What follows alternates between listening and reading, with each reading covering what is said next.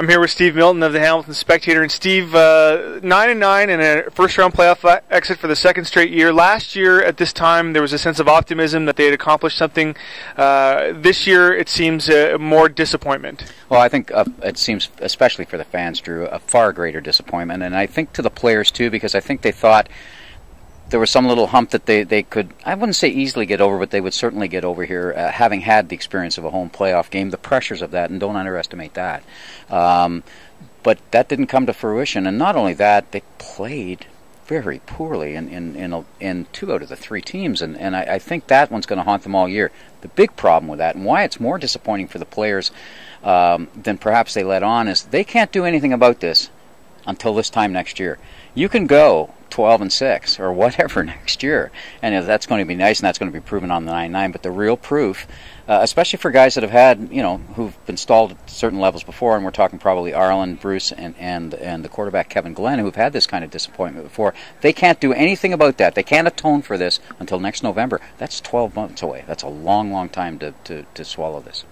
That being said, what's your assessment of this team? What do they need to do to get better? Well, first of all, I think they were better this year than last year. On the offensive side of the ball, for sure, they have to have a more universal running attack. I mean, there was a running attack there, but it wasn't universal. In other words, there were certain situations in which it wasn't good. Short yardage, yes, the quarterback, when they bring the quarterback in, but I'm talking about the general running attack and inside the 10-yard line.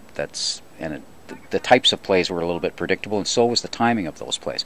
And they need to get much better coverage on the back end. If you look at the 2 teams that are kind of dominating on defense, Calgary and Montreal, much of this year, I mean, Toronto did to a degree, they play a press defense, and to have that, you have to have guys that can play some man-to-man.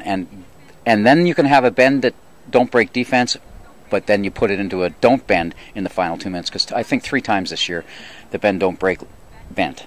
And they didn't break, but bending is enough to lose when it comes down to 3 points. And to do that, I think you got to have tighter coverage at the back end. That means better man-to-man guys. I think that's where you'll see the most significant change. Remembering they tried to change that defensive backfield a lot coming into this year, and did too. That being said, it looks like Marcel Belfait will keep his job going into next season. Do you think that that's a good move that he stays on? I would never entertain any other thought. I mean, there are a lot of reasons not to fire him, and that sounds almost negative, double negative, but there are more reasons to keep him. And I think the progress has been made here. Does he have some things to learn? Absolutely, and he knows that. I don't know particularly what those things are, but you can see the results of them sort of on the field, and that is the home record.